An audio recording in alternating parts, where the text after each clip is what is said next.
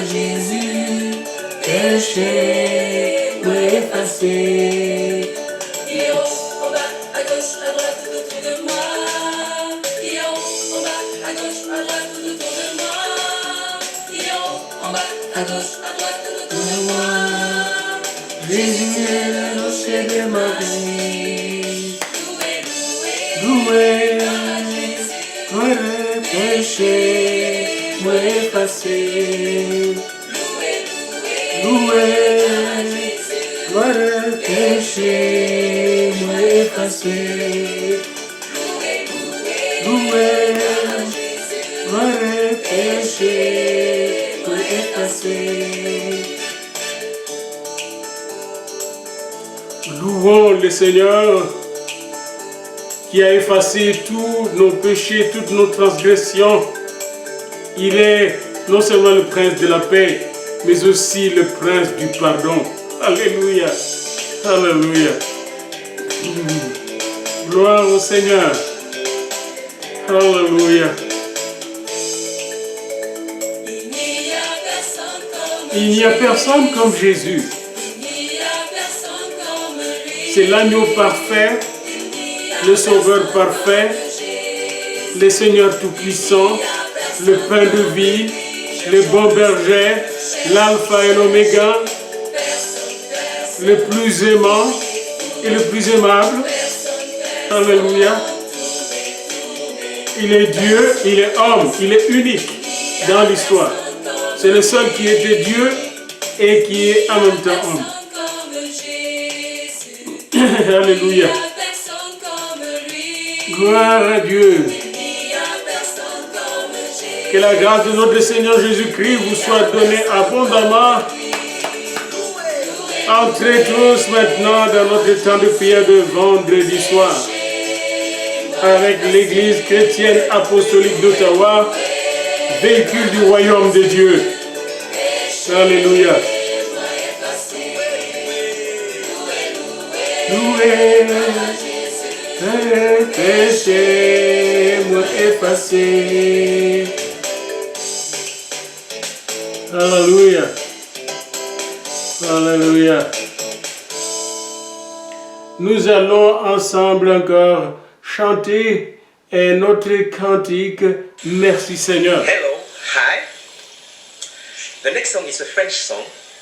Merci Jésus, merci Jésus. C'est avec une chorale de la Nouvelle-Calédonie que nous sommes en train de nous préparer pour le partage de notre message aujourd'hui. Gloire à Dieu. Alléluia. Alléluia. La chorale des Nouvelle-Calédonie nous chante Merci Seigneur. Merci Seigneur. Remercions le Seigneur pour tous ses bienfaits. Alléluia.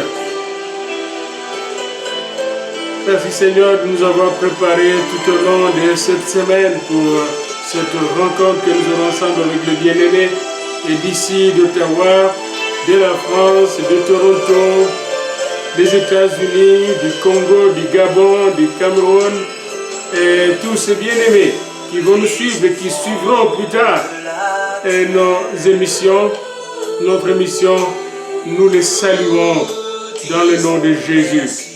À Jésus notre roi, pour son amour éternel. Alléluia. Tous les enfants de la terre, Tous les enfants de la terre,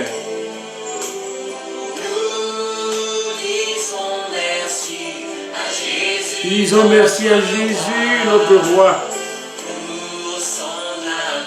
pour son amour. Quel amour! Imaginez-vous s'il nous regardait selon nos petites fautes, nos transgressions, nos iniquités. Qui pourrait se tenir devant lui? Il a tout pris sur lui. Père, pardonne-leur, car ils ne savent pas ce qu'ils font. Disons merci à Jésus. Merci Seigneur Jésus. C'est par là qu'il faut commencer vraiment la prière. Merci Seigneur Jésus.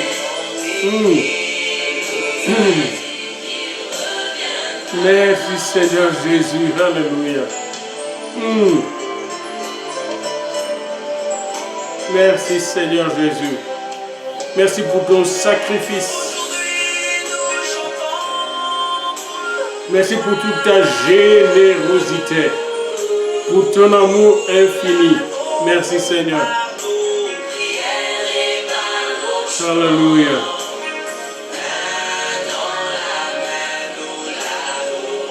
Alléluia.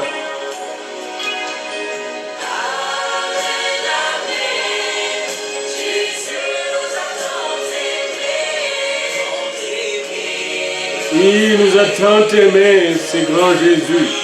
C'est merveilleux Seigneur. Alléluia. Alléluia, alléluia. Quel amour. Quel amour, comme nous allons le voir dans ces apparitions après sa résurrection. Quel Dieu d'amour.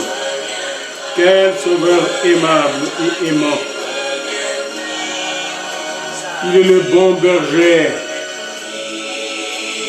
Seigneur, nous te disons merci. Merci Seigneur Jésus. Merci pour tous tes bienfaits. Amen. Alléluia. Alléluia. Est-ce que nous pouvons dire Alléluia tous, n'est-ce pas? Pendant qu'on ferme cet élément. Vous nous dire tous Alléluia. Alléluia. Bien-aimés dans le Seigneur, je vous invite tous à la prière maintenant.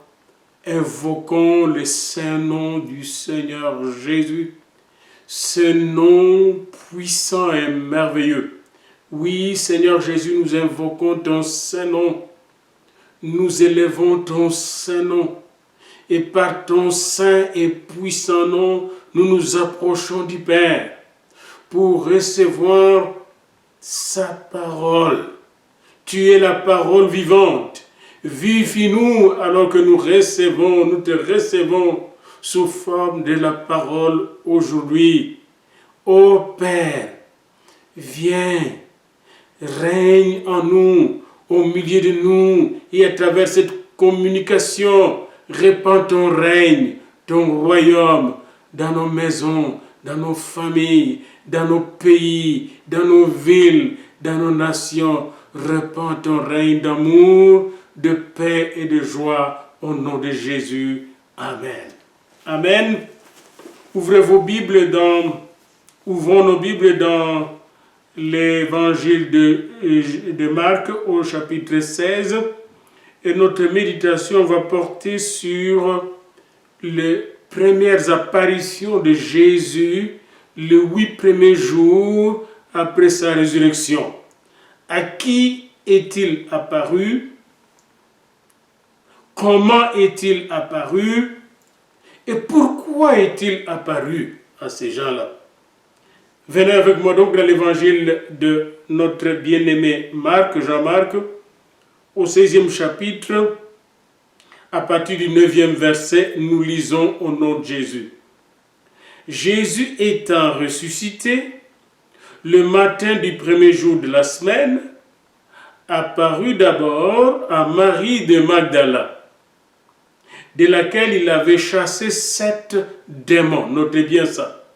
Il apparut d'abord à Marie de Magdala, de laquelle il avait chassé 7 démons.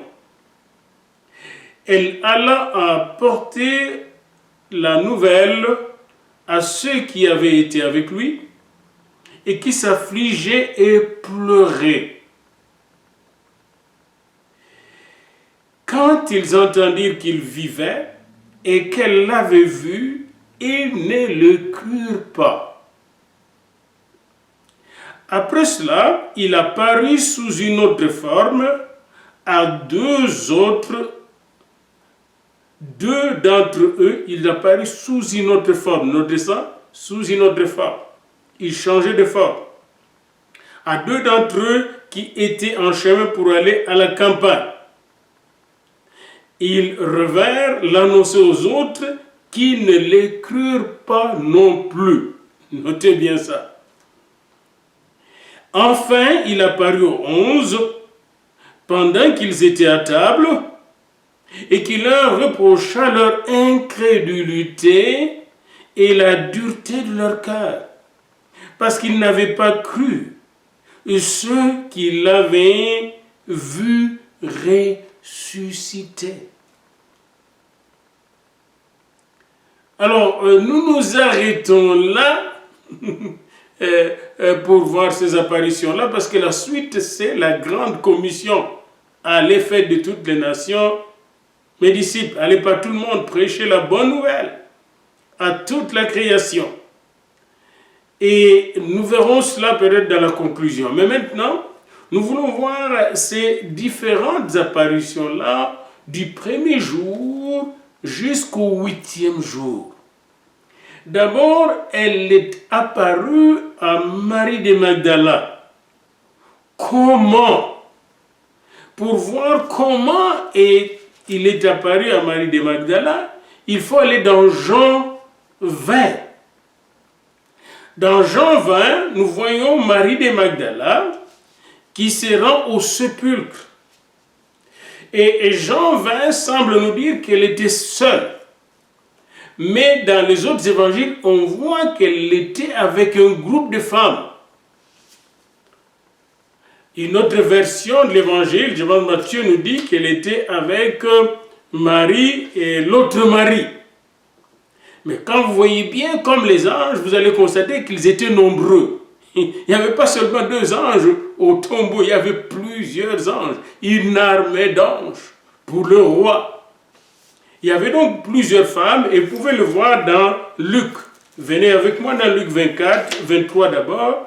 Vous allez voir qu'il y avait plusieurs femmes, les femmes qui étaient venues de la Galilée avec Jésus, verset 25-55, Luc 24, et qui accompagnèrent Joseph d'Arimathée, et virent le sépulcre et la manière dont le corps de Jésus y fut déposé. Et s'en étant retournées, elles préparèrent des aromates et des parfums. Donc il y avait tout un groupe de femmes, probablement les mêmes femmes qui suivaient Jésus et le supportaient avec leurs finances, avec leur matériel, pour qu'ils puissent être en mesure de faire le travail que Dieu lui a donné. Les mêmes femmes probablement. Et ces femmes n'ont pas fui les cadavres de Jésus.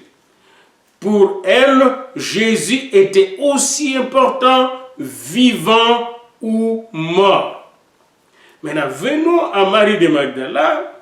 Comment elle a vu Jésus?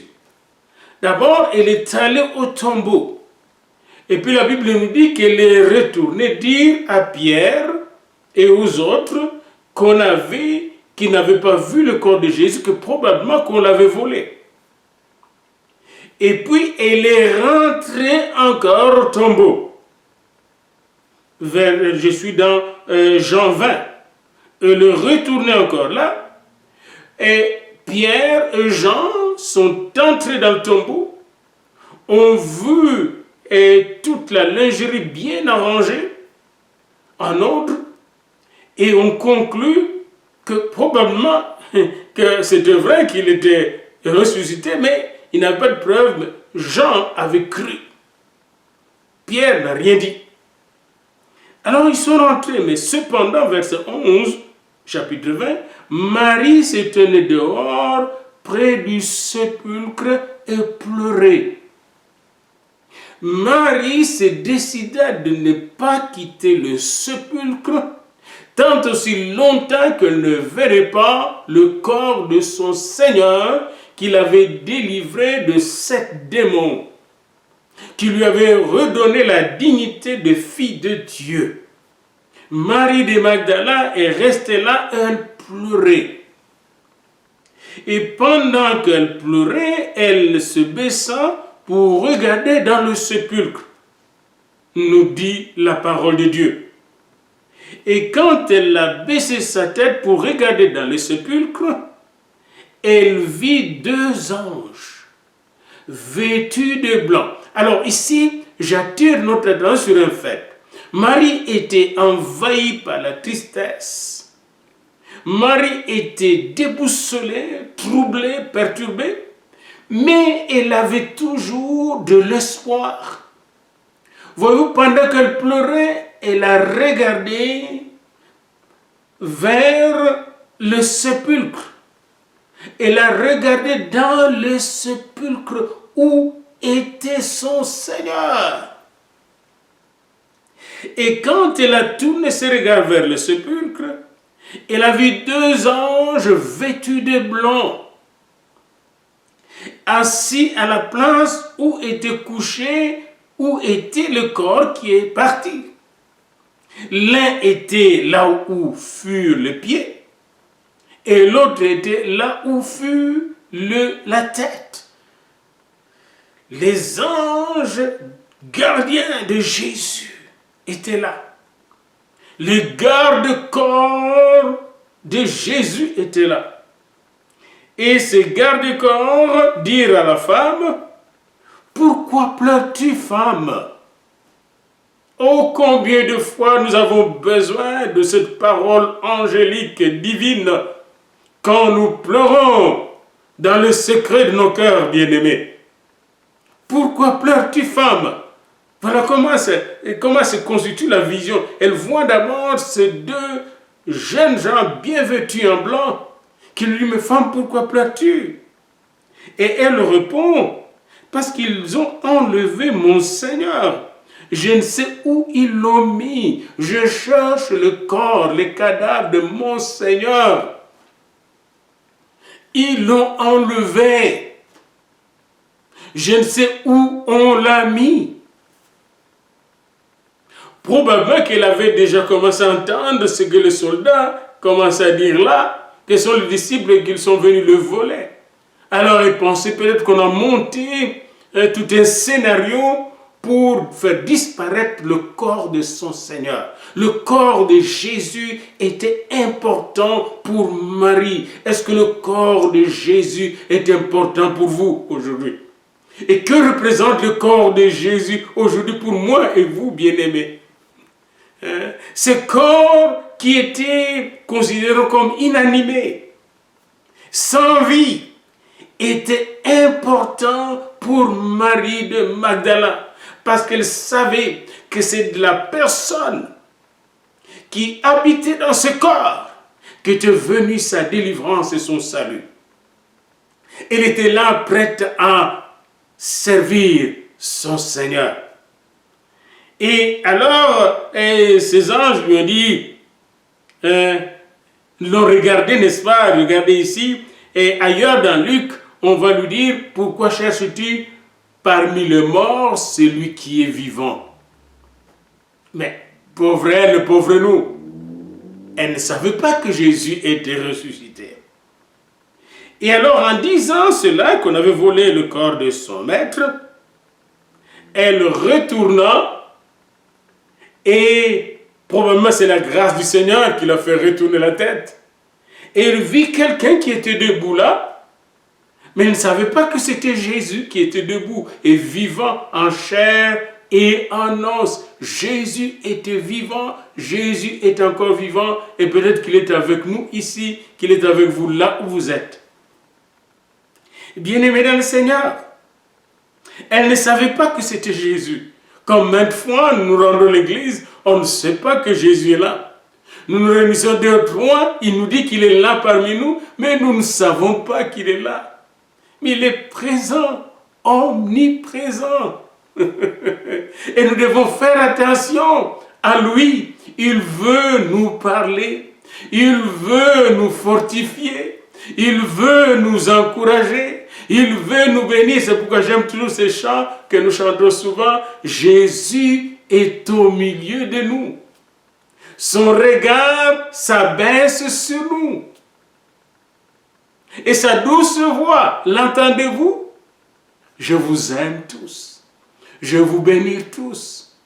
Je vous console tous. Alléluia, alléluia. Et intéressant. Et Jésus, cette personne qui était là, lui a dit, « Femme, pourquoi pleures-tu » La même question que les anges lui avaient posée, le même esprit, la même question, l'esprit de compassion, bien-aimé. La compassion de Dieu à travers les anges. Et maintenant la compassion de Dieu à travers Jésus-Christ lui-même, le Dieu fait homme. Femme, pourquoi pleures-tu? Qui cherches-tu? Et elle pensa que c'était le jardinier. Elle croyait que c'était le jardinier. Et il lui a dit, mais Seigneur, chef, si c'est toi qui l'as emporté, dis-moi où tu l'as placé et je le prendrai. Et à ce moment-là, quand Jésus a entendu cette femme et pleurer, lui dire, c'est là, Jésus lui dit un seul mot, Marie. Et elle a entendu le ton de Jésus. Elle a ressenti l'amour de Jésus, la paix de Jésus, la joie de Jésus, la révélation de Jésus, la proximité de Jésus. Marie, elle savait que c'était la douce voix de son maître, de son Seigneur. Marie, Marie, ma fille bien-aimée. Marie m'a racheté. Marie, la fille honorée de Dieu. Et Marie de Magdala se retourna et lui dit en hébreu, Rabouni, autrement dit, Maître, Seigneur. Et Jésus lui dit, ne me touche pas, car je ne suis pas encore monté vers mon Père. Je n'ai pas encore fait le rapport de ma mort à mon Père. Bouge pas, touche pas. Marie était toute excitée, voulait toucher son Seigneur, voulait embrasser ses pieds, voulait l'adorer. Ailleurs, on dit que les femmes l'adorèrent dans Matthieu bien-aimé. Marie de Magdala était heureuse. Le Seigneur se dévoilait progressivement à elle comme son berger. Comme son berger, comme le consolateur des affligés. Et pourquoi il s'est dévoilé à Marie de Magdala? Premièrement, pour la consoler, pour la fortifier, pour la remonter. Et chacun de nous a besoin de cette consolation dans des moments rudes de la vie, bien-aimés. Je parle avec deux collègues pasteurs et qui nous disent souvent dans des moments difficiles qu'ils passent dans leur vie, il n'y a personne pour le consoler, il n'y a personne pour les encourager, sauf Jésus. Oui, Jésus, il est toujours au rendez-vous. Il n'y avait personne qui pouvait consoler Marie. Et je me rappelle quand ma mère était décédée en 72, le 1er janvier. Il n'y avait personne pour me consoler jusqu'à la tombe. Personne. Je ne pouvais pas être consolé par un homme. Il ne pouvait comprendre ma peine. Il n'y a que Dieu qui comprend le cœur peiné. Nous avons besoin de lui, croyants ou non croyants. Nous avons besoin de quelqu'un qui nous comprenne à fond, et Dieu est le seul qui nous comprend à fond. Marie, juste avec cette parole, Marie a tout compris. Marie a tout entendu. Marie a tout reçu. Alléluia. Marie a reçu une injection fortifiante. Alléluia. Marie était comme perfusée de l'esprit de consolation, l'esprit de force. Marie. Et c'est comme ça, bien-aimé, le Seigneur va t'appeler juste par ton nom et cela suffit. Et qu'est-ce qui va, n'est-ce pas, venir après? Marie de Magdala, elle a annoncé aux disciples qu'elle avait vu le Seigneur et qu'il lui avait dit ces choses. Je parlais avec le Seigneur. Mais les disciples ne l'ont pas cru. Alors vient la deuxième apparition du même jour que nous retrouvons dans Luc 24. Nous avons dit que nous allons parler de l'apparition du Seigneur le 8 premiers jours.